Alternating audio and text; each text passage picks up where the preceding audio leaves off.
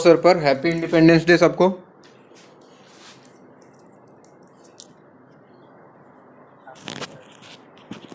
चलिए, last class हम लोग स्नेल्स लॉ जैसा कुछ पढ़ रहे थे, याद है क्या ऐसा या भूल गए? स्नेल्स लॉ क्या होता था भाई? एक मीडियम मान लो रिफ्रैक्टिव इंडेक्स n1, दूसरा मीडियम रिफ्रैक्टिव इंडेक्स n2।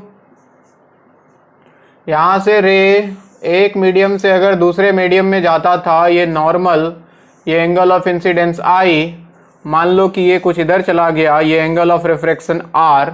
तो स्नेल्स लॉ में हमने क्या फॉर्मूला पढ़ा था, याद है?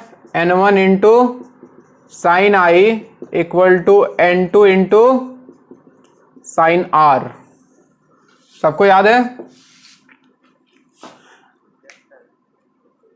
अब देखो, आज रिफ्रैक्शन की कहानी को थोड़ा और आगे बढ़ाते हैं और थोड़ा और गहराई में लेके चलते हैं। अभी तक इतना तो पता लग चुका कि जब भी रे एक मीडियम से दूसरे मीडियम में एंटर करता है, या तो वो नॉर्मल की तरफ मुड़ जाता है या तो नॉर्मल से दूर चला जाता है। इट डिपेंड्स कि डेंसर से रेयरर जा रहा है या रेयरर से डेंसर जा रहा है। अगर डेंसर से रेयरर गया तो नॉर्मल के पास या नॉर्मल से दूर?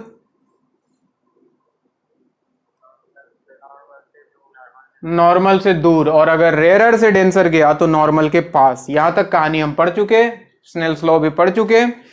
आज हम बात करते हैं एपरेंट डेप्थ की बच्चों। बहुत ही सिंपल सा लेकिन बहुत ही फेमस प्रैक्टिकल चीज है एपरेंट डेप्थ। इसमें क्या होता है, बिल्कुल प्रैक्टिकली आपने भी फील किया होगा। जैसे किसी बर्तन में अगर पानी भरा हो, किसी बर्तन में अगर पानी भरा हो और पानी के अंदर एक सिक्का रखा हो, क्वाइन, ऐसे डाला हुआ हो क्वाइन, और अगर आप ऊपर से देखते हो, ऊपर से अगर आप इसको ऑब्जर्व करते हो तो आपको ऐसा लगता है जैसे ये क्वाइन थोड़ा सा ऊपर है। फील किया है क्या ऐसा? ऐसा लगता है जैसे कि क्वाइन थोड़ा सा ऊपर है। अब कितना ऊपर है वही हमको फाइंड करना है, that is known as apparent depth. आज हम उसी के बारे में चर्चा करेंगे। और ये होता क्यों है बच्चों? रिफ्रैक्शन के कारण। एक्चुअली में क्या होता है, अब कहानी ध्यान से सुनना, बिल्कुल मजे मजे में पढ़ेंगे। 15 अगस्त से टेंशन नहीं लेना है, एकदम लाए लाए। तो सुनो, मान लो कि ये कोई मीडियम है, लेट अस एज्यूम पानी जैसा कोई मीडियम है, पानी जैसा, ठीक है। और यहां पे कोई एक कॉइन रखा हुआ है, यहां पे, यहां पे, और इसका डिस्टेंस यहां से यहां तक सपोज d है, यानी कि एक्चुअल डेप्थ जो है इसका वो d है। ये एक मीडियम, ये दूसरा मीडियम है बच्चों, ठीक है ना। अगर इसको मैं n2 बोल दूं, ये मीडियम 2 है, मीडियम 2, और इसका रिफ्रैक्टिव इंडेक्स n2 है, और इधर मीडियम 1 है और इसका रिफ्रैक्टिव इंडेक्स जो है वो n1 है। अब यहां पे ऑब्जर्वर है बच्चों, इस वाले मीडियम में ऑब्जर्वर है, ऐसे यहां से देखा जा रहा है, ठीक है। ये ऑब्जर्वर, ये उसकी आंखें हैं। अब ये ऊपर से देख रहा है। अब क्या होगा बच्चों, ध्यान से सोचो। अब किसी चीज को दिखाई देने के लिए हमें पता है कि यहां से रे निकल के इसकी आंखों तक पहुंचनी चाहिए। तो होता क्या है, यहां से एक रे निकला, एक रे तो सीधा मान लो कि परपेंडिकुलर निकला और सीधा चला गया, इसमें कोई रिफ्रैक्शन नहीं हुआ, 90 डिग्री पे आया और इसकी आंखों तक पहुंच गया। लेकिन एक रे और चाहिए होता है, तो यहां से अगर एक रे और निकला, मान लो कि इधर गया, दूसरा रे, ध्यान से सुनना, इधर गया, और यहां जाने के बाद अब एक मीडियम से दूसरे मीडियम में इंटर कर रहा है, तो यहां से हमको नॉर्मल ड्रॉ करना पड़ेगा। नॉर्मल ड्रॉ किया। अब क्या हुआ, मान लो कि ये डेंसर, ये रेयरर, तो ये रे क्या होगा, नॉर्मल से थोड़ा सा दूर भाग जाएगा, यानी कि इधर कहीं चला गया। और ऐसा लगेगा जैसे ऑब्जर्वर को कि इसका इंटरसेक्शन पॉइंट कहीं यहां पे है, यानी कि ऑब्जर्वर जब बाहर से देखेगा, उसको ये रे और ये रे रिसीव होगा, तो उसको लगेगा जैसे इन दोनों का इंटरसेक्शन पॉइंट यहां पे है। और ये जो क्वाइन है, इसको यहां पे नहीं, यहां पे दिखाई देता है। तो ये वाला जो है, this is known as apparent depth, d dash, यहां से लेके यहां तक, और यही हमको निकालना है। क्या मेरी बात सबको समझ में आ रही है? क्या हो रहा है पिक्चर में? अब देखो, डी डैश निकालने के लिए क्या करते हैं, ध्यान से देखना बोर्ड पे। इस वाले यहां पे आओ, यहां पे रिफ्रैक्शन हुआ है, ये नॉर्मल है, दिस इज द नॉर्मल।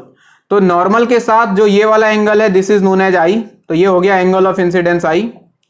और नॉर्मल के साथ ये वाला जो रिफ्रैक्टेड रे एंगल बना रहा है, this is R, angle of refraction. अब ध्यान से सुनिए क्या हुआ। अगर हम इस वाले सरफेस की बात करें, अगर यहां पे रिफ्रैक्शन हुआ तो मैं लिख सकता था N2 into sine I, N2 into sine I must be equal to, Snell's law से, N1 इंटू साइन आर। क्या मैं ऐसा लिख सकता था? अब देखो हम यहां पे जो भी बातें कर रहे हैं ना, पैरेक्सियल रेज की बातें कर रहे हैं, यानी कि प्रिंसिपल एक्सिस के बहुत पास वाले रेज की। तो एंगल आई और आर जो है वो बहुत छोटा, यहां पे एक जुम्सन है छोटा सा, I and R are very small, very small. और अगर बहुत छोटा हो तो क्या साइन और टेन को एक जैसा कंसीडर किया जा सकता है बच्चों? साइन आई को अप्रोक्सीमेटली हम लिख लेते हैं 10i, और साइन आर को अप्रोक्सीमेटली मान लेते हैं हम 10r। सुनते जाना, बहुत छोटा एंगल हो तो ऐसा होता है, जितना साइन का वैल्यू आएगा एंगल के लिए उतना ही 10 का वैल्यू आएगा बहुत छोटे एंगल के लिए।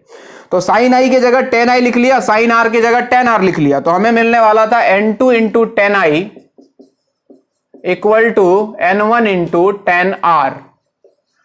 अब आ जाओ थोड़ा सा ज्योमेट्री लगाते हैं, थोड़ा सा सिंपल सा ज्योमेट्री। अगर ये एंगल आई, ये वाला एंगल अगर आई, तो क्या ये एंगल भी आई होता? फील करो, ये वाला एंगल बराबर होगा। अगर ये एंगल आर है तो क्या ये एंगल भी आर होता? ये और ये सेम ही है दोनों, है ना? अब ध्यान देना, मान लो कि ये वाला डिस्टेंस x है। अब देखना 10i, ये बड़ा वाला ट्रायंगल, ये ट्रायंगल सबको दिखाई देना चाहिए, ये वाला ट्रायंगल, इसमें अगर 10i का वैल्यू लिखूं तो perpendicular divided by base, perpendicular हो गया x और बेस का लेंथ है d, तो 10i के जगह पे आ गया x divided by d equal to N1 into 10r। ये वाला ट्रायंगल देखना चाहिए सबको, ये वाला ट्रायंगल, ये वाले ट्रायंगल में अगर 10r लिखूं तो perpendicular divide by base, perpendicular है x और बेस का वैल्यू है d डैश, यही है एपरेंट डेप्थ, तो x divided by d dash. तो 10r के जगह पे आ गया बच्चों x divided by d dash, x ने x को मार दिया, यहां से हमको मिला N2 divided by N1 equal to d divided by d dash. यहां पे ख्याल रखने वाली बात क्या है? N2 वो वाला मीडियम है जहां से रे निकला है, ख्याल रहे, N2 वो वाला मीडियम है जहां से रे निकल रहा है, मीडियम फ्रॉम विच रे इज कमिंग, और N1 वो मीडियम है जिसमें रे जा रहा है, यानी कि जिसमें ऑब्जर्वर बैठा हुआ है, मीडियम इन विच रे इज गोइंग, और d जो है यहां पे d that is actual depth, और d डैश जो है बच्चों दैट इज एपरेंट डेप्थ।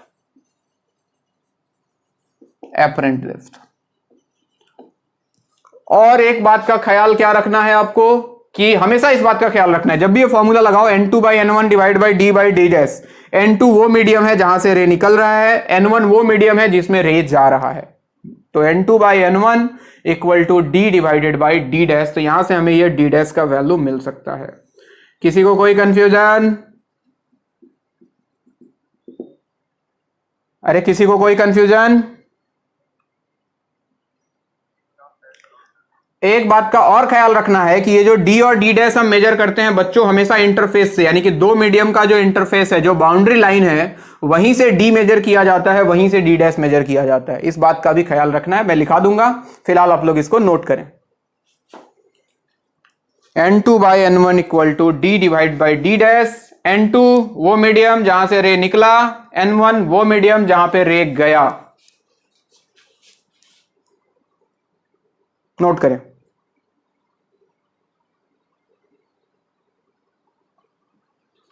तो अभी हम सब कुछ निकाल सकते हैं कि अगर पानी में कॉइन रखा हुआ है तो वो कितना ऊपर दिखाई देगा। अब हम एक्चुअल कैलकुलेशन कर सकते हैं, और कोई रीजन पूछे तो वो भी बता सकते हैं। रिफ्रैक्शन है, पानी से एयर की तरफ अगर जाएगा तो ऑब्वियसली डेंसर से रेयरर है, रे थोड़ा सा दूर भाग जाएगा, और ऐसा लगेगा जैसे वो कहीं थोड़ा ऊपर से आ रहा है, और वो कॉइन हमें थोड़ा ऊपर की तरफ दिखाई देगा।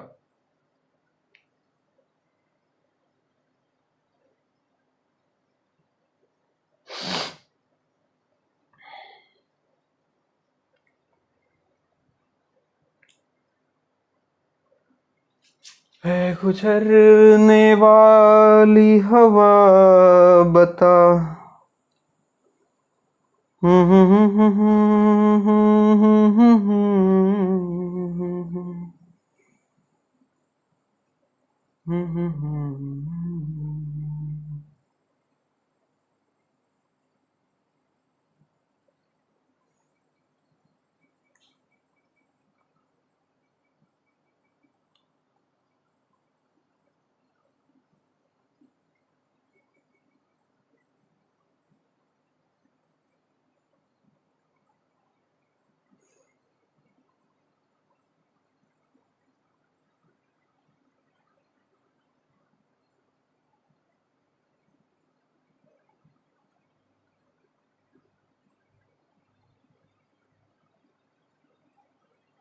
हो गया?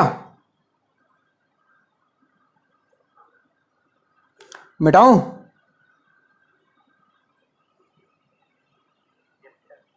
नीचे एक लाइन जरूर लिख लो। All the distances are measured from the interface of two medium.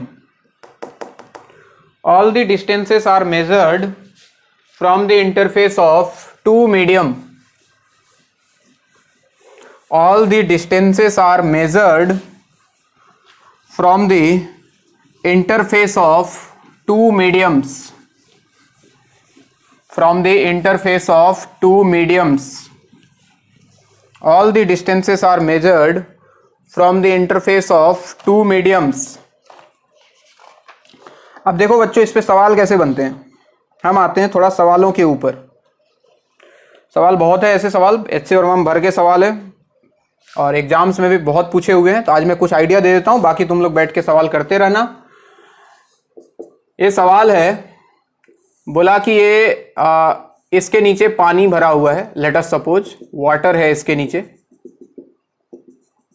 और वाटर का रिफ्रैक्टिव इंडेक्स दिया हुआ है n = 4/3, और ये बाउंड्री से कितना सेंटीमीटर, 24 सेंटीमीटर नीचे, 24 सेंटीमीटर नीचे एक मछली है। ठीक है, मछली है ये यहां पे। और कहानी में क्या है, दिस इज फिश। फिश। अब बोला कि यहां से ऊपर एयर है, एयर है, रिफ्रैक्टिव इंडेक्स 1 होता है, बताने की जरूरत नहीं है। बोला कि यहां से कितना ऊपर, 36 सेंटीमीटर ऊपर, 36 सेंटीमीटर ऊपर एक चिड़िया। यहां पे चिड़िया कैसे बनाऊं मैं, ऐसे मान लो ये चिड़िया है, समझ जाना, बर्ड। यहां से 36 सेंटीमीटर ऊपर एक चिड़िया है। ठीक है, अब सवाल यह है कि चिड़िया मछली खाने के लिए आ रहा है, लेकिन होगा क्या, होगा ये कि चिड़िया को मछली यहां दिखाई देगा या यहां से थोड़ा ऊपर दिखाई देगा बच्चे, थोड़ा सा ऊपर दिखाई देगा। तो हमें वही निकालना है। लिखो, सवाल लिखो, find apparent depth of fish as observed by the bird. Find apparent depth of the fish as observed by the bird. Find apparent depth of the fish as observed by the bird. यानी कि चिड़िया को मछली कहां पे दिखाई देगी, apparently. ध्यान रहे, जो भी डिस्टेंसेस मेजर करते हैं एपरेंट, ये बाउंड्री से। तो देखो बच्चों, ये तो डी हो गया, दिस इज डी। होगा क्या, यहां से एक रे निकला, फिर से वही कहानी, एक रे निकला सीधे चला गया इसकी आंखों में, एक रे इधर गया और यहां से थोड़ा सा रिफ्रैक्ट हो गया नॉर्मल से दूर, और चिड़िया को ऐसा लगेगा जैसे कि यहां से आ रहा है, मछली यहां पे है। तो ये हो गया डी पूरा, और ये हो गया डी डैश। ध्यान रहे, डिस्टेंस हमेशा बाउंड्री से। दिस इज डी डैश, और ये हो गया डी। तो यानी कि इस सिचुएशन में डी का वैल्यू 24, डी डैश अपने को निकालना है। n2 कितना बच्चों, n2 4/3, जहां से रे निकला दैट इज n2, और n1 का वैल्यू जहां पे रे गया यानी कि 1। लगा दो फॉर्मूला, n2/n1 = d/d डैश। तो n2 का वैल्यू है 4/3 divided by 1 equal to d का value 24 divided by d dash अपने को निकालना है। बताओ d डैश कितना आ रहा है, कितना आ रहा है? 18 सेंटीमीटर। ये d डैश है, लेकिन ये डिस्टेंस कहां से है? बाउंड्री से। कहां से है ये डिस्टेंस? बाउंड्री से। कंफ्यूज नहीं होना है, अपने को बताना है चिड़िया से। चिड़िया को कितना दूर दिखाई देगा? तो ये तो 36 एक्चुअली दिखाई देगा, और उसके नीचे मछली कितने पे दिखाई देगा? 18 पे। तो 36 प्लस 18 कितना हुआ? फॉर बर्ड कितना आ जाएगा? 36 प्लस 18 कितना? 54 सेंटीमीटर पे दिखाई देगा। एक्चुअली में मछली था 36 प्लस 24 यानी कि 60 सेंटीमीटर पे, लेकिन उसको दिखाई देगा 54 सेंटीमीटर पे। क्या मेरी बात समझ में आ रही है सबको? तो अगला सवाल आपके लिए है। अब सवाल उल्टा, इसी में घुमा दिया थोड़ा सा। आपको बोला कि बताओ, हाँ, apparent depth of bird as observe by the fish. अगर फिश को ऑब्जर्वर बना दें तो उसको चिड़िया कहां पे दिखाई देगा?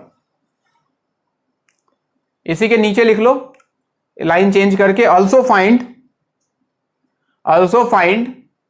Apparent height of bird as observe by the fish. चलिए, also find the apparent height of bird as observe by the fish. सही सही बताना, गलती नहीं करने का। Also find the apparent height of bird as observe by the fish, यानी कि रे इस बार इस मीडियम से इस मीडियम में घुसेगा। बताइए।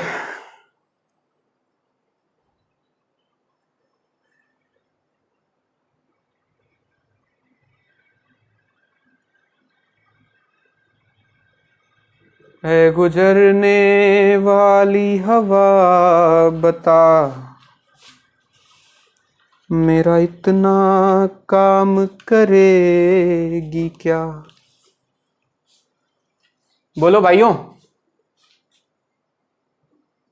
किसी का आंसर तो बताओ। चिड़िया उसको पास दिखेगी और दूर दिखेगी? कितना? 48? हट यार, 60 तो ऐसे ही था, दूर दिखना चाहिए था उसको।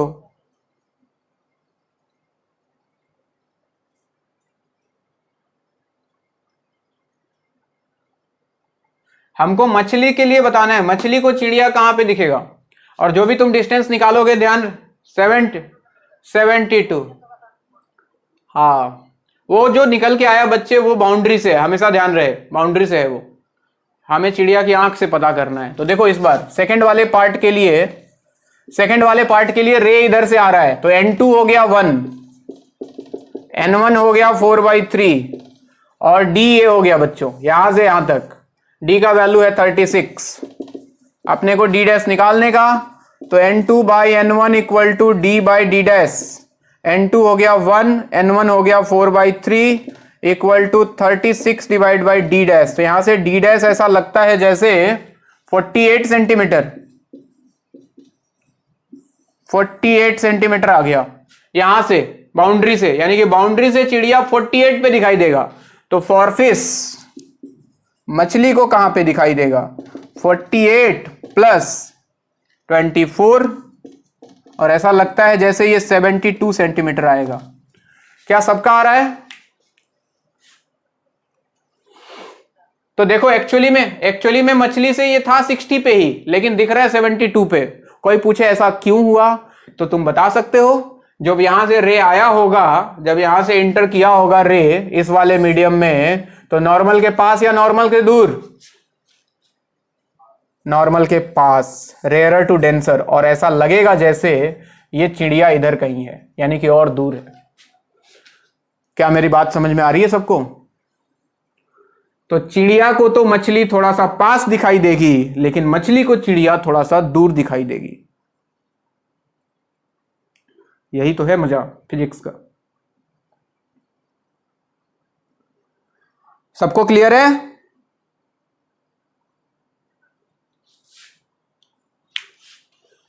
चलिए नोट करें इसको, मैं मिटाऊं, अगले सवाल की तरफ चलूं।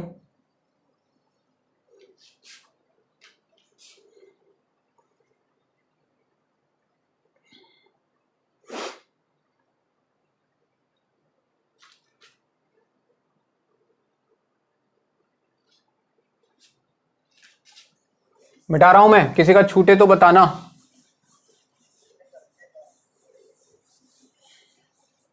लो रुक गया।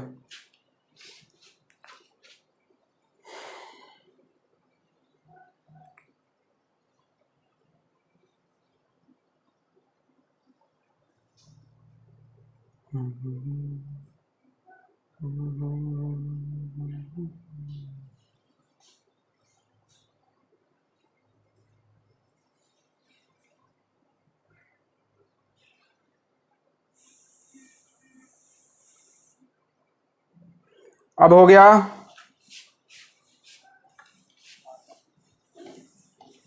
चलो अगला सवाल। अगले सवाल में 3 मीडियम लेते हैं हम।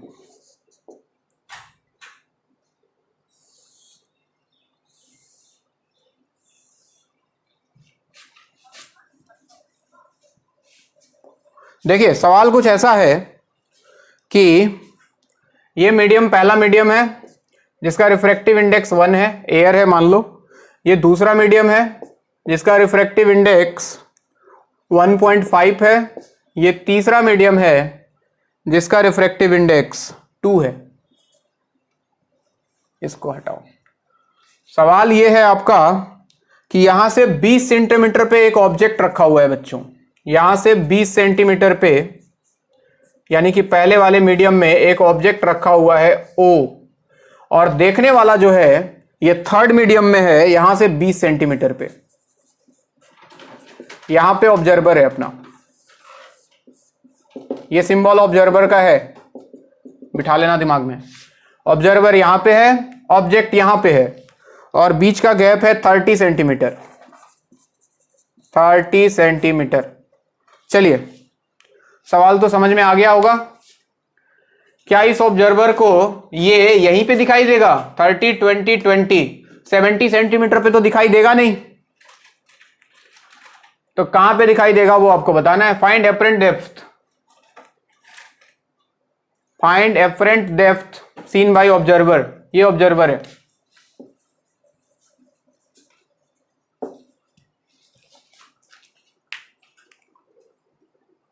सवाल सबको समझ में आ गया?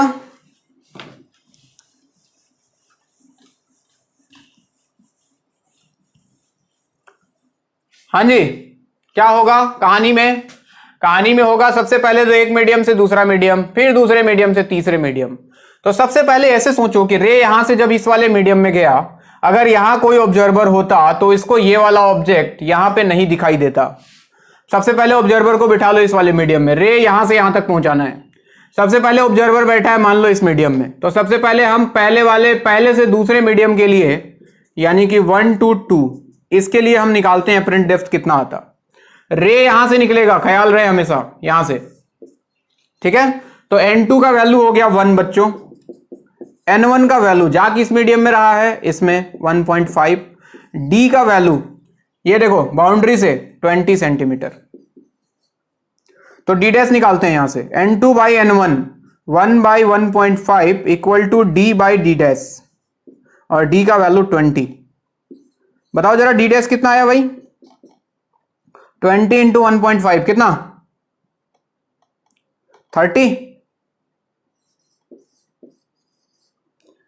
अरे 30 आएगा ना। तो क्या हुआ होगा, क्या हुआ होगा? देखो वो जानने की वैसे तो जरूरत नहीं है, बट अगर कोई पूछे तो जरूर एकदम कहानी बताना चाहिए आपको।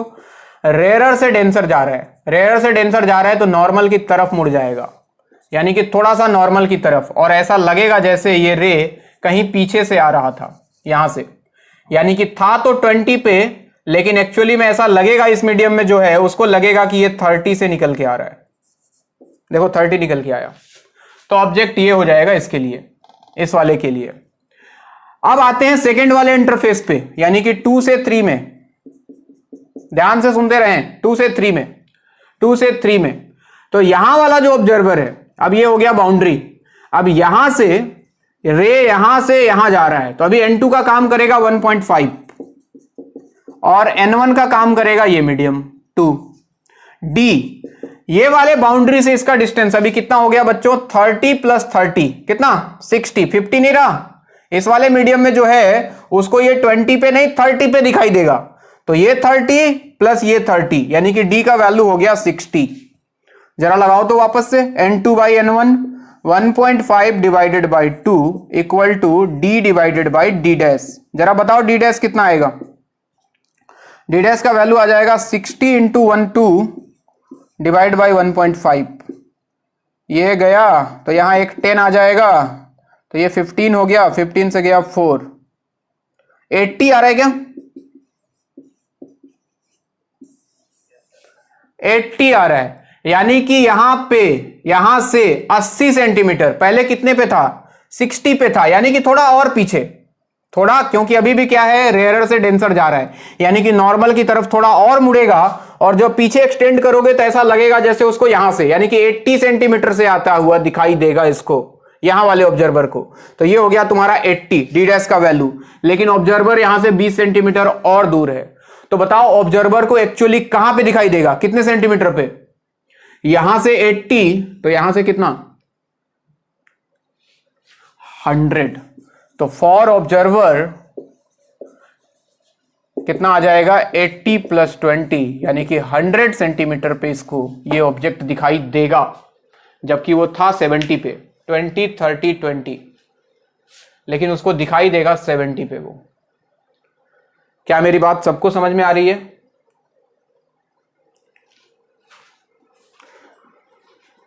लिखते जाओ।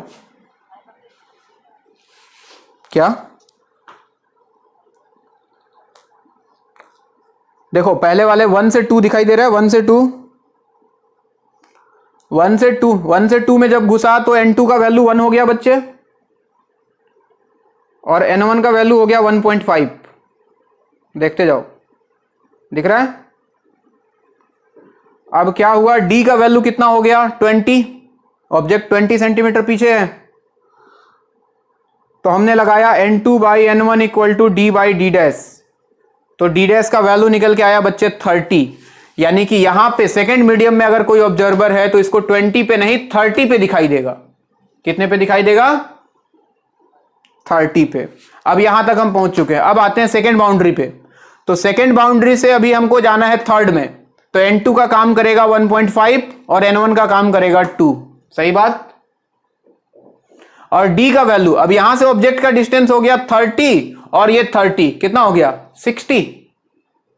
तो D का वैल्यू 60, वहां से D डैश निकाल लिया तो D डैश आया 80। याद रहे ये बाउंड्री से, यहां से 80, तो ऑब्जर्वर से कितना? 100। 80 प्लस 20, नोट करो।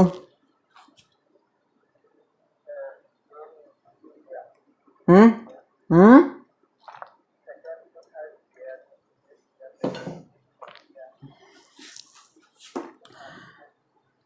यहां 1.5 था ना बच्चे, ये 1.5 था, तो यहां से एक पॉइंट हटाया तो 10 ले आया है, ठीक है? कंफ्यूज मत होना।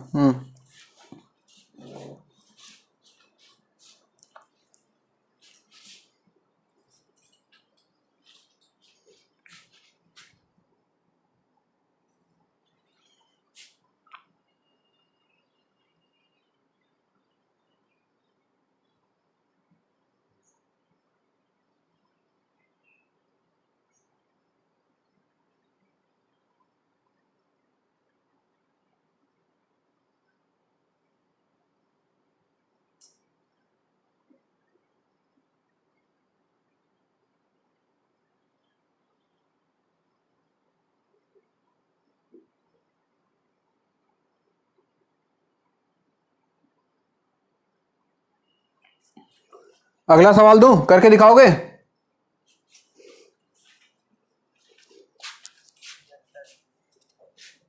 चलो देखो, ये मिटाता हूं, हो गया होगा आई थिंक।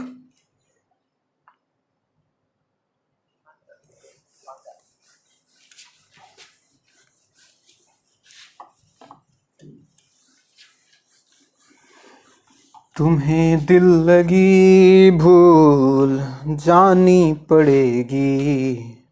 देखो भाई सवाल क्या है, ऐसे ये एयर है, यहां भी एयर है, और यहां कोई मीडियम है जो है 1.5 का।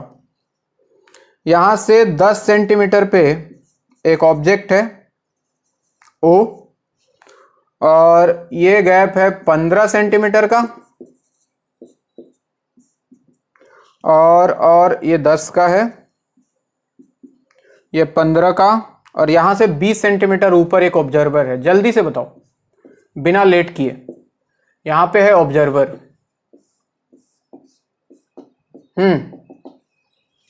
Find apparent depth seen by observer. Find apparent depth seen by the observer. चलो बता दो तो जरा, बहुत सिंपल, बिल्कुल पहले सवाल के जैसा।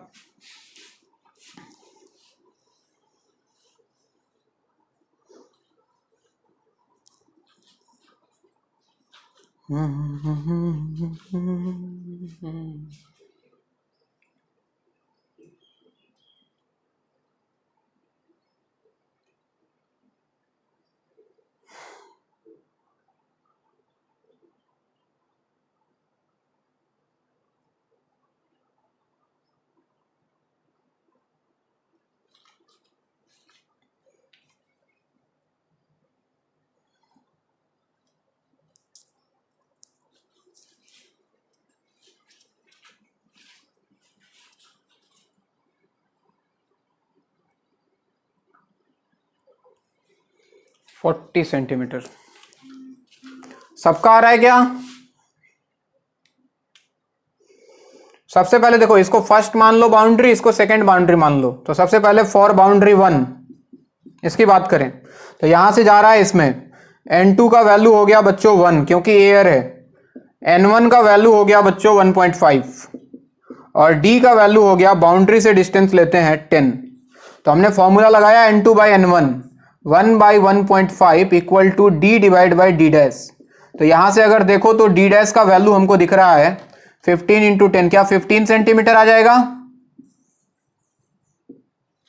यहां से ये 15 पे दिखाई देगा इस वाले मीडियम में, यहां मीडियम में जो भी हो। अब आ जाओ सेकेंड बाउंड्री के लिए। सेकेंड बाउंड्री के लिए यहां से यहां जाना है, तो N2 का वैल्यू हो गया 1.5 और N1 का वैल्यू हो गया 1 क्योंकि एयर में जाने का। अब यहां से कितना हो गया ऑब्जेक्ट का डिस्टेंस? ये तो 15, और यहां से हमने निकाला है 15, तो 15 और 15 30 हो गया D का वैल्यू। तो N2 by N1 1.5 divide by 1 equal to 30 divide by D dash. जरा देखो तो D डैश कितना आ रहा है, 30 डिवाइड बाई 1.5, ये पॉइंट हटा तो एक 10 गया, 20 सेंटीमीटर आ जाएगा। तो यहां से 20, यहां से 20, तो यहां से कितना आंखों से? फ्रॉम आईज ये 20 था और यहां से 20 पे है, तो 20 प्लस 20 यानी कि 40 सेंटीमीटर पे एक्चुअली में उसको दिखाई दे रहा होगा।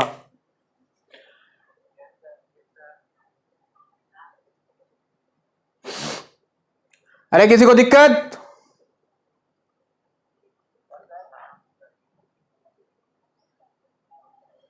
कोई दिक्कत हो तो बोल देना भाई। मुझे लग रहा है कि तुमको समझ में आ रहा है, पता लगा मैं आगे बढ़े जा रहा हूं और तुम लोग उधर कोमा में 15 अगस्त मना रहे हो।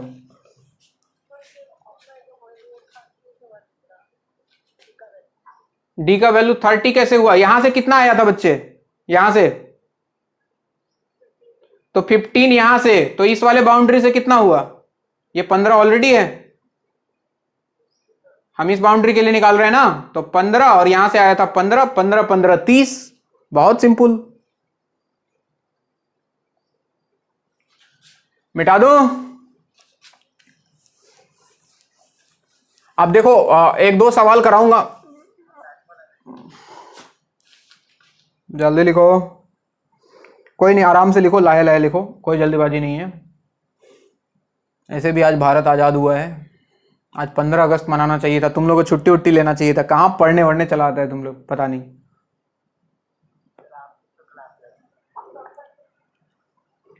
अब मैं बोलूंगा कुआं में कूद जाओ तो कूद जाएगा? है? देखो कुछ कुछ यस सर बोल रहे, इतना आरामी है सब। कुआं में कूदने बोलूंगा तो बोलेगा पहले तू कूद फिर हम आते हैं।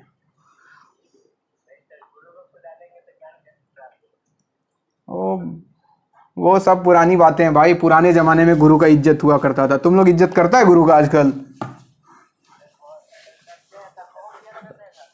ये बहुत ज्यादा वाला पक्का झूठ बोल रहा है ये।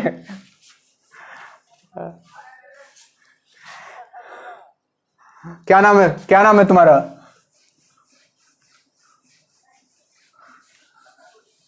क्या? निकोडी? क्या नाम है बे?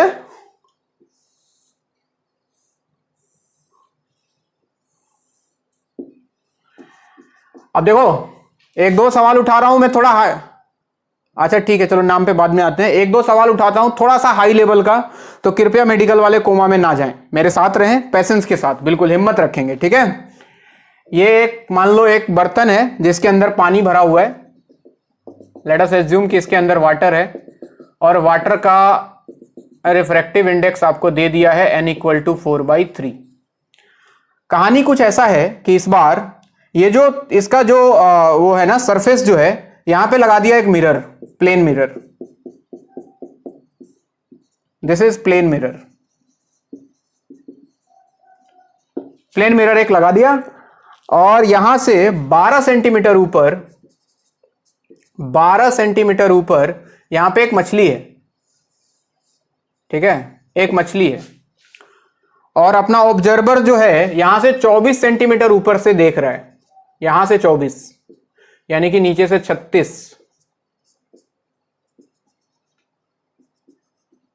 यहां पे है ऑब्जर्वर, बना लेना तुम लोग ठीक से। ये ऑब्जर्वर है, ये उसकी आंखें हैं ऑब्जर्वर की। एयर में है, बाहर एयर है। हाँ जी, तो सवाल जानते हो क्या है? हाँ, ऑब्जर्वर को फिश का कितना इमेज दिखाई देगा? एक्चुअल में उसको कितना फिश दिखाई देगा? दो दिखाई देगा। पूछो कैसे? एक तो ये फिश कहीं पे दिखेगा, और हाँ, और दूसरा इस प्लेन मिरर में उसका इमेज। सही बात। तो आपको जो दो इमेज दिखाई देगा उन दोनों के बीच का डिस्टेंस निकालना है। लिखो नीचे, find distance between images of fish observed by the observer. Find distance between images of fish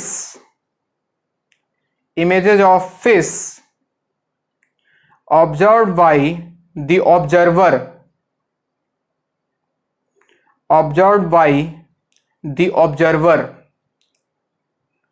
चलो सबसे पहले एक्चुअल जो फिश जो तुमको दिखाई देगा, यानी कि इसका एपरेंट डेप्थ, वो तो तुम निकाल सकते हो। पहले वो निकालो, मिरर को भूल जाओ थोड़ी देर के लिए। इसका एपरेंट डेप्थ निकालो, पहला इमेज जो रिफ्रैक्शन से उसको दिखाई देगा।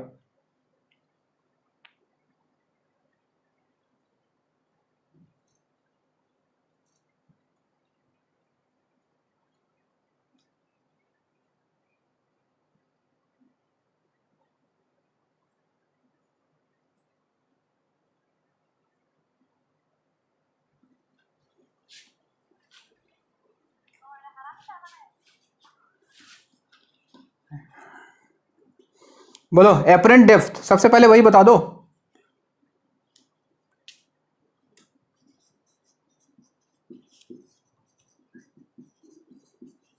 कितना? 18 सेंटीमीटर। सबका आया क्या?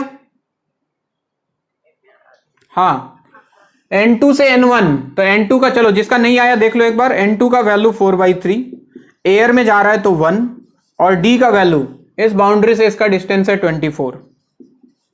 तो N2/N1 4/3 divided by 1 is equal to D का value 24 divided by D dash. तो यहां से अगर D डैश देखो तो 18 सेंटीमीटर आ रहा है, नहीं?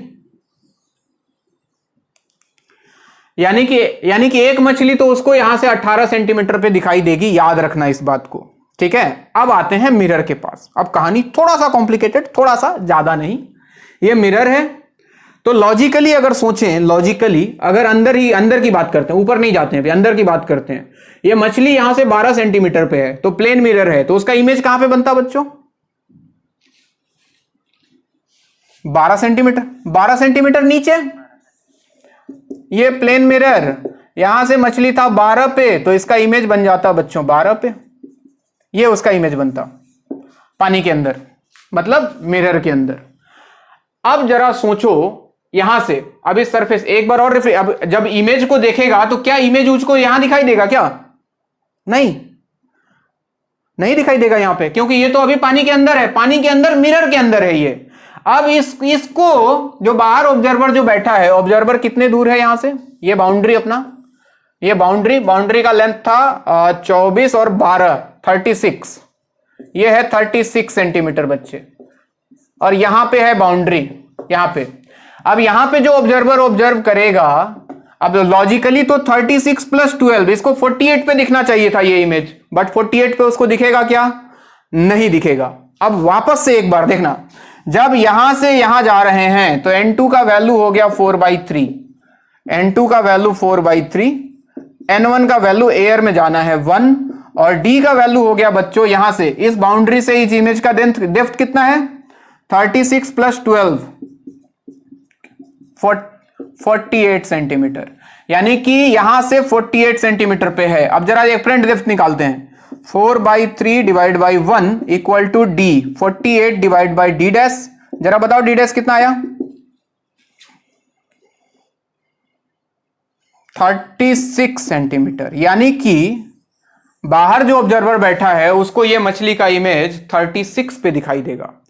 अब एक जो उसको मछली दिख रहा था वो 18 पे दिख रहा था, और एक जो मछली का इमेज दिख रहा था वो 36 पे दिख रहा था, तो दोनों के बीच का डिस्टेंस कितना हुआ? 18 centimetre, that is the answer. Distance equal to 36 minus 18 equal to 18 centimetre.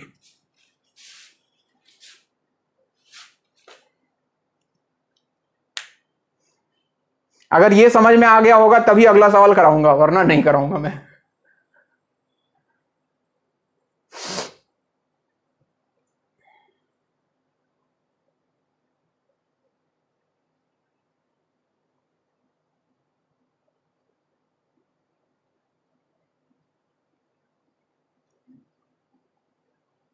Note करें,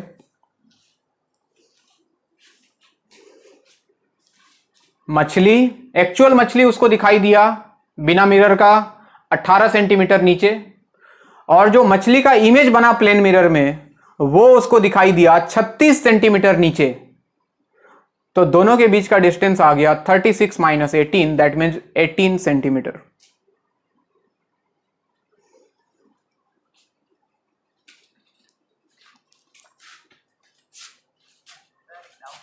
हाँ,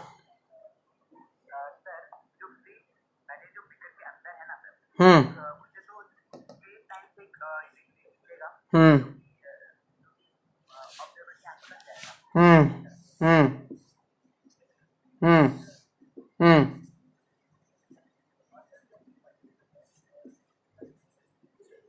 हम्म हम्म हम्म हम्म नहीं तो अरे यार, रे तो बहुत सारा ले सकते हैं ना। एक रे स्ट्रेट लाइन लिया, एक रे मान लो ये लिया है, यहां वाला रे थोड़ा और दूर ले लेंगे। अरे यहां से तो इनफाइनाइट रे निकल रहा होगा ना, नहीं समझे बात को? यहां से इनफाइनाइट रे निकल रहा है, तो हम यहां पे अगर पास वाला ले रहे हैं, रे ले रहे हैं, तो यहां से दूर वाला ले लेंगे। समझ रहे हो? ये ऑब्जर्वर थोड़ा बहुत घूम फिर सकता है यहां से, ऐसा नहीं है कि यहां बैठ गया तो बैठ गया, बस सीधा ही देखेगा। अरे एक मछली के नीचे दूसरा मछली है, ठीक है, ऊपर से ऐसे नहीं दिख रहा है, थोड़ा तिरछा करेंगे तब तो दिखेगा ना आंखों को। हाँ, तो बस वही हाल है।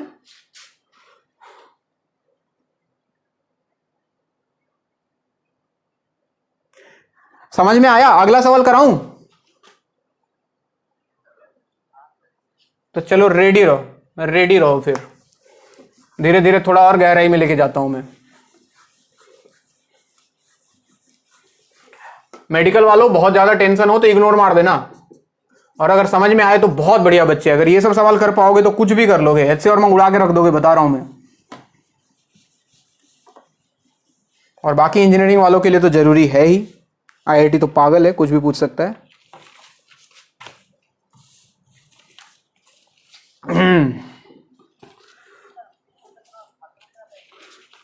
हाँ बच्चे, मेडिकल में जितना इसके पहले तक जितना सवाल कराया ना वही सब आएगा, ठीक है। लेकिन हमें अपना लेवल रखना है ऊपर तक, ताकि आसान सवाल ऐसे उड़ाया जा सके। अब ऐसा कहानी है, वो जो बर्तन वर्टिकल था उसको मैं हॉरिजॉन्टल ले रहा हूं, और इस बार यहां पे एक कनकेव मिरर लगा रहा हूं। तभी तो प्लेन मिरर था, कहानी थोड़ा और आसान था। अभी लगा दिया मैंने एक कनकेव मिरर, और इसका रिफ्रैक्टिव इंडेक्स है 1.5। ये इसका प्रिंसिपल एक्सिस, बाहर एयर है, इधर एयर है।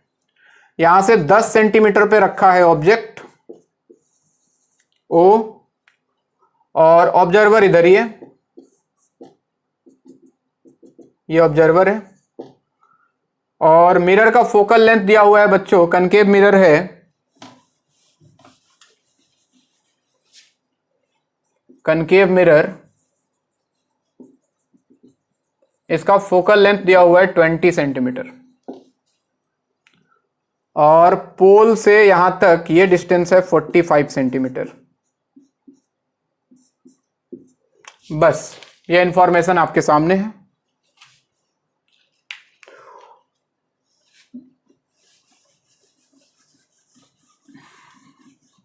HC वर्मा में ऐसे सवाल हैं एक आध।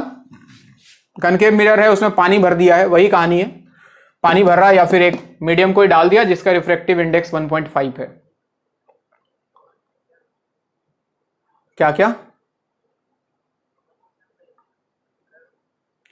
हाँ, सब जैसा भी हो सवाल लिखो, एक ही सवाल है दोनों। सवाल ये है कि इस ऑब्जर्वर को जो इसका इमेज दिखाई देगा, इसका जो फाइनल इमेज दिखेगा, ऑब्जेक्ट यहां पे है बच्चे, ठीक है। इस ऑब्जर्वर को इसका जो फाइनल इमेज दिखाई देगा और इस ऑब्जेक्ट O, उनके बीच का डिस्टेंस निकालना है, कितना होगा। क्या सवाल समझ में आया? लिखो, find distance between the final image and the object O as seen by observer. Find distance between the final image and the object O as seen by the observer. As seen by the observer.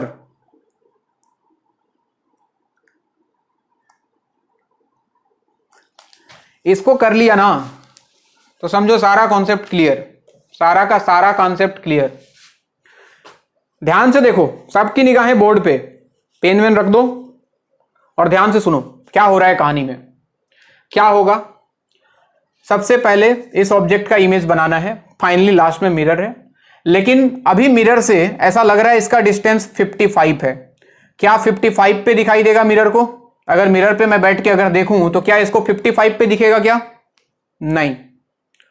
क्या होगा sir? Refraction होगा। यहां से जब रे अंदर घुसेगा तो यहां पे जो ऑब्जर्वर है उसको ये 10 पे तो नहीं दिखेगा यहां से। तो सबसे पहले हम इस वाले मीडियम में बैठ के इसका एपरेंट डेप्थ निकालते हैं, यानी कि यहां से रे मान लो इधर घुसा। चलिए यहां से यहां जा रहे हैं तो N2 का वैल्यू हो गया 1, N1 का वैल्यू हो गया 1.5, सुनते जाना, कोई दिक्कत हो तो पूछना, और D का वैल्यू हो गया 10। तो हमने लगाया N2 by N1 1 by 1.5 equal to D by D dash 10 by D dash. जरा बताओ D डैश कितना आ रहा है? क्या 15 सेंटीमीटर आ जाएगा बच्चों? यानी कि यहां जो बैठा वाला ऑब्जर्वर है मिरर इस वाले मीडियम में, उसको यहां से ये 10 पे नहीं 15 पे दिखाई देगा। कितने पे दिखाई देगा? 15 पे दिखाई देगा। अब आ जाओ मिरर के पास। अब यहां पे रे अंदर एंट्री मार चुका है। हुआ क्या होगा? डायग्राम बनाने की वैसे जरूरत नहीं है, बट समझने के लिए जरूर बना सकते हो। रेयरर से डेंसर जा रहा है, थोड़ा सा नॉर्मल की तरफ मुड़ जाएगा, हल्का सा, हल्का सा मुड़ जाएगा और ये पीछे की तरफ एक्सटेंड करोगे तो यहां इसका पहला इमेज बना होगा और ये डिस्टेंस होगा 15 सेंटीमीटर का। ठीक है, अब ये रे पहुंचा मिरर पे। अब तो कहानी मिरर का। ठीक है, मिरर क्या करेगा, इसको इमेज बनाएगा। तो फॉर मिरर, सुनते जाएं, फॉर मिरर, ये मिरर को ये ऑब्जेक्ट कितने पे दिखाई देगा भाई, 45 प्लस 15 या 45 प्लस 10, 60 पे। तो फॉर मिरर यू का वैल्यू 45 प्लस 15, अच्छा प्लस 60 या माइनस 60, मिरर फॉर्मूला पे चलो, माइनस 60, यानी कि माइनस ऑफ 45 प्लस 15। देखो बच्चे, पुरानी बातें याद रहेंगी तभी मजा आएगा आगे पढ़ने में। बहुत बढ़िया। फोकल लेंथ 20 या माइनस 20, माइनस 20। तो जरा बताओ भी का formula, U F divided by U minus F, यानी कि minus 60 into minus 20 divide by minus 60 minus minus plus 20। तो ऐसा लगता है जैसे 1200 divide by minus 40, minus 30 centimetre आ गया, माइनस 30 सेंटीमीटर। यानी कि कुछ हुआ होगा यहां, भगवान जाने क्या हुआ होगा। हमें यह पता लगा कि दूसरा इमेज जो बना मिरर के कारण वो यहां से 30, निगेटिव आने का मतलब इसी डायरेक्शन में 30 सेंटीमीटर पे इमेज बन गया। ठीक है, क्या ये फाइनल इमेज है? नहीं, this is not the final image. Observer तो यहां है बच्चे। अभी जब ये ऑब्जर्वर इसको देखेगा तो ये इसको इतने पे थोड़ी दिखाई देगा। देखो ये 30, तो ये वाला डिस्टेंस हो गया 45 माइनस 30, कितना 15। तो ये ऑब्जर्वर इसको यहां से 15 पे थोड़ी दिखाई देगा, एक बार और रिफ्रेक्शन होगा। अब यहां से रे चलेगा इधर, किधर चलेगा, इस वाले मीडियम से इधर। तो now for final image, for final image, कृपया कोमा में ना जाएं। फॉर ऑब्जर्वर, यहां से रे चला अभी इस मीडियम से इस मीडियम में, तो N2 का वैल्यू हो गया 1.5, एक बार और रिफ्रैक्शन, और N1 का वैल्यू हो गया 1, D का वैल्यू बच्चों बाउंड्री से 15 सेंटीमीटर। तो मैंने लगाया N2 by N1, 1.5 divided by 1 equal to 15 by D dash. बताओ जरा D डैश कितना आएगा, क्या 10 सेंटीमीटर आएगा? 10 सेंटीमीटर।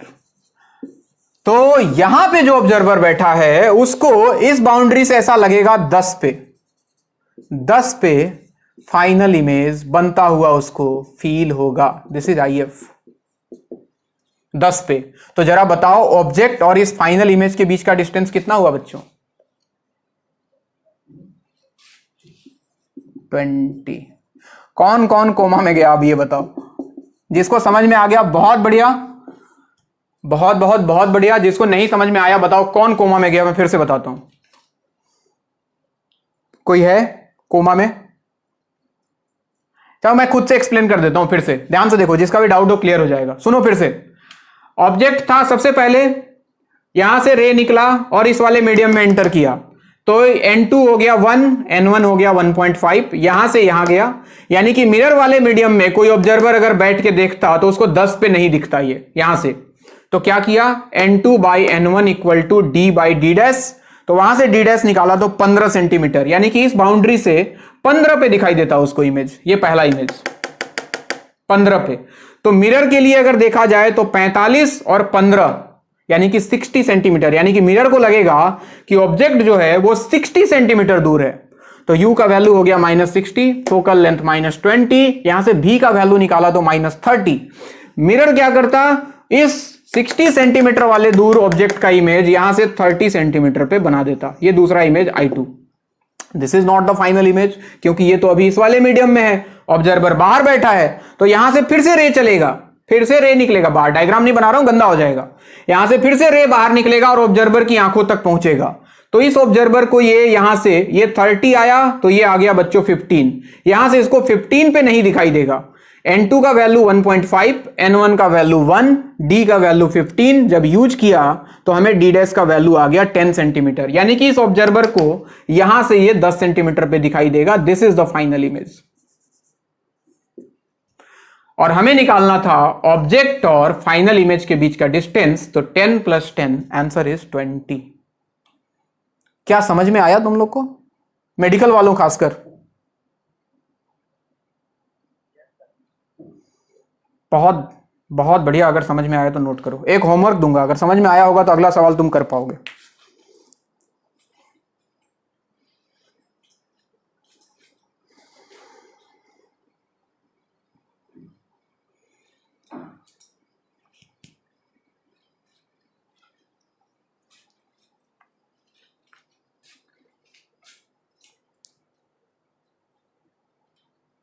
हमने बहाने से चुपके जमाने से पलकों के पर्दे में घर भर लिया। हाँ बोलो। अरे बोलो, मत बोलो।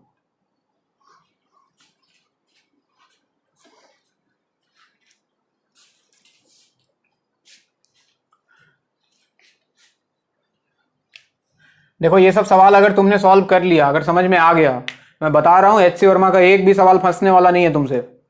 और बाकी नीट वीट का सवाल तो उड़ा दोगे यार, कुछ है ही नहीं उसमें।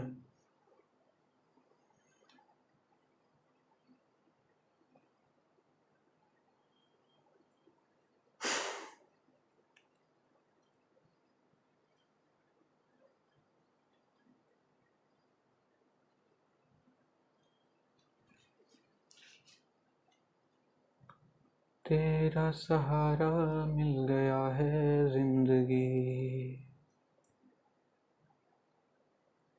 मिटाऊं क्या?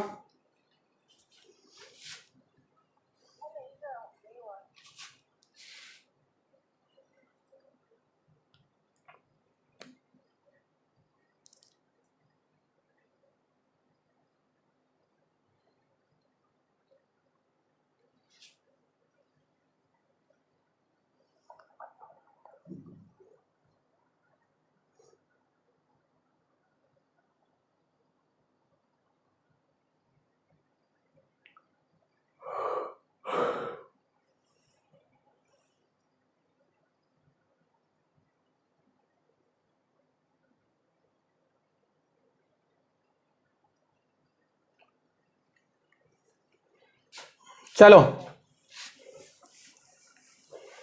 एक और सवाल तुमको दिखेगा एचसी वर्मा में कहीं पे शायद, ऑटो कोलिमेशन बोल के। आसान है, इससे आसान है। ऑटो कोलिमेशन, ये वर्ड अगर यूज करे तो कंफ्यूज नहीं होना है। क्या है मैं बता देता हूं सवाल से, सवाल लिख के बता देता हूं।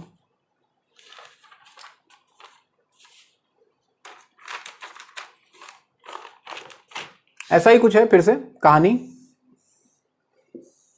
यहां पे लगा दिया है कनकेव मिरर,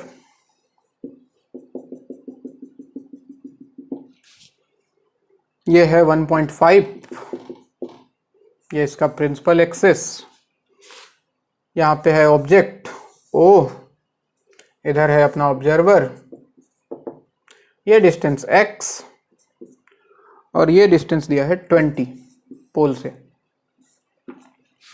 और इसका फोकल लेंथ दिया है 20 centimetre.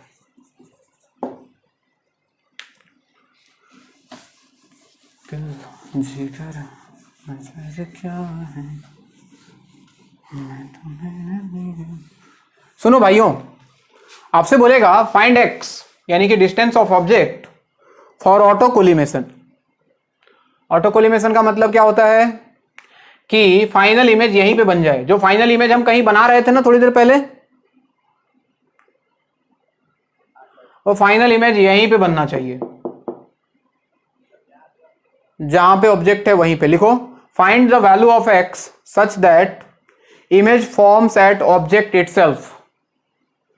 Find the value of x such that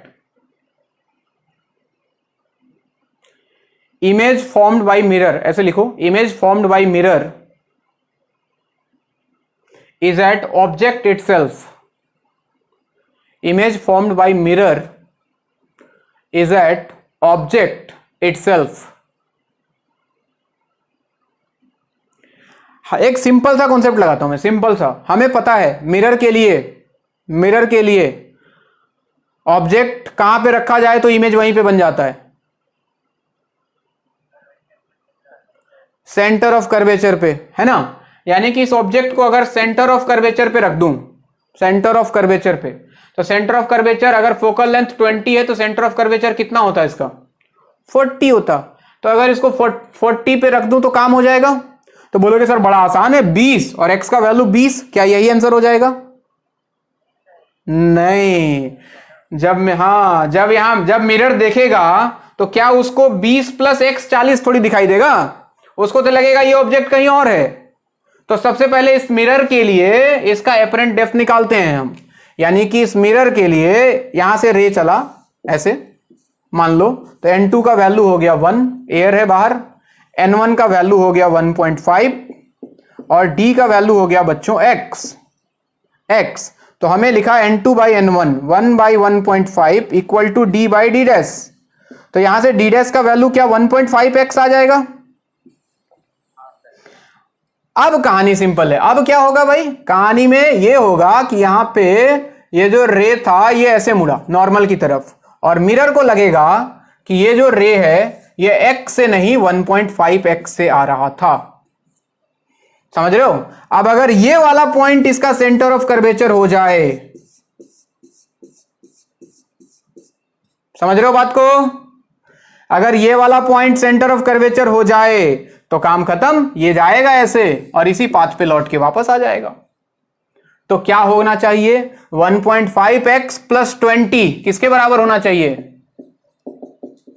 centre of curvature यानी कि 2f, 2 इंटू 20 के। तो 1.5x plus 20 must be equal to 40, 1.5x equal to 20, x का वैल्यू 20 बाई 1.5 कितना होता है बच्चों, 20 बाई 1.5। ये उड़ा तो यहां एक जीरो आया, 5 से गया 3, 5 से गया 40, 40 बाई 3 सेंटीमीटर। ये कहानी नोट करें। ये ऐसे एक आध सवाल दिखेंगे, छोटे मोटे सवाल। अब एक मैं तुमको होमवर्क दूंगा। मैंने प्लेन मिरर का सवाल करा दिया, कनकेव मिरर का सवाल करा दिया, कन्वेक्स मिरर वाला तुम्हारे लिए होमवर्क है। बहुत कॉम्प्लिकेटेड बनता है, तो यही मिरर विरर लगाएगा इसमें, यही सब खेला करता है।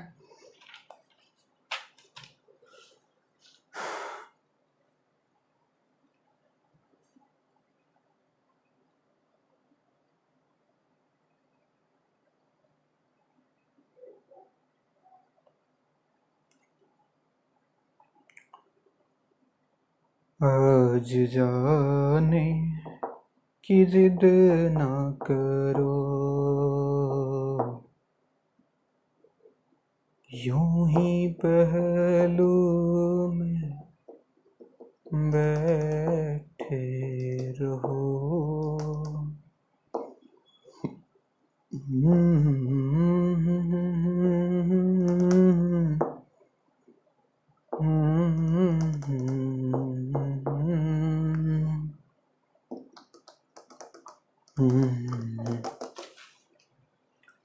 बच्चे कुछ नहीं हुआ। ऑटो कोलिमेशन मतलब, ऑटो कोलिमेशन का मतलब है जहां ऑब्जेक्ट है इमेज भी वहीं पे बनना चाहिए, ठीक है। तो क्या होगा बच्चे, ऑब्जेक्ट तो था एक्स पे लेकिन मिरर को ये एक्स पे नहीं दिखेगा, समझ रहे हो। अगर ये मिरर विरर नहीं, ये सब नहीं होता ना मीडियम, तो आंसर हो जाता 20 और 20 40, यानी कि 20 आंसर हो जाता। लेकिन क्या होगा कहानी में, ये मीडियम आने के कारण ये मिरर में जो मीडियम में जो ऑब्जर्वर बैठा होगा उसको ये एक्स पे नहीं दिखाई देगा, 1.5x पे दिखाई देगा इस वाले एक्सप्रेशन से। यानी कि अब इसके लिए ऑब्जेक्ट का डिस्टेंस यहां से 1.5x और यहां से 20, तो 20 प्लस 1.5x हो गया मिरर के लिए। और मिरर के लिए हम जानते हैं अगर ऑब्जेक्ट सेंटर ऑफ कर्वेचर पे दिखाई दे तभी उसका इमेज सेंटर ऑफ कर्वेचर पे बनता है। यानी कि ये जो 20 प्लस 1.5x आया इसका वैल्यू सेंटर ऑफ कर्वेचर यानी कि 2f 40 के बराबर कर दिया, x का वैल्यू निकल गया बच्चे। बात समझ में आया। चलिए मैं मिटा रहा हूं। एक होमवर्क है आपके लिए, कन्वेक्स मिरर वाला सवाल वही है, इसके पहले जो किया था कनकेव मिरर बिल्कुल वैसा ही सवाल है, वही डब्बा। इस बार यहां पे प्लेन नहीं, कनकेव नहीं, कन्वेक्स मिरर, ऐसा वाला मिरर लगा दिया। और इसका फोकल लेंथ वही क्या,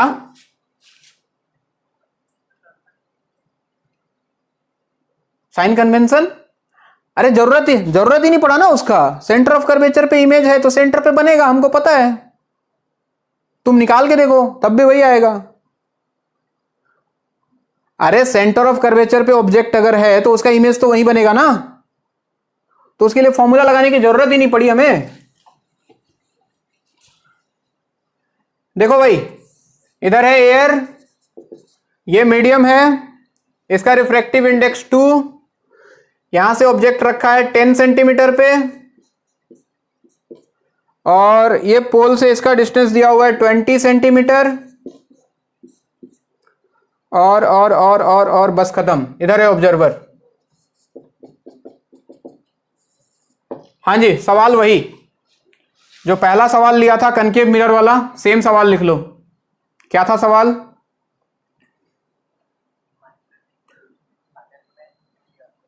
हाँ बिल्कुल same line. Find distance between the final image and the object O as seen by the observer. ये आपका होमवर्क है। Find distance between the final image and the object O as seen by the observer, as seen by the observer, as seen by the observer. तुमको लगता है तुमसे बन जाएगा?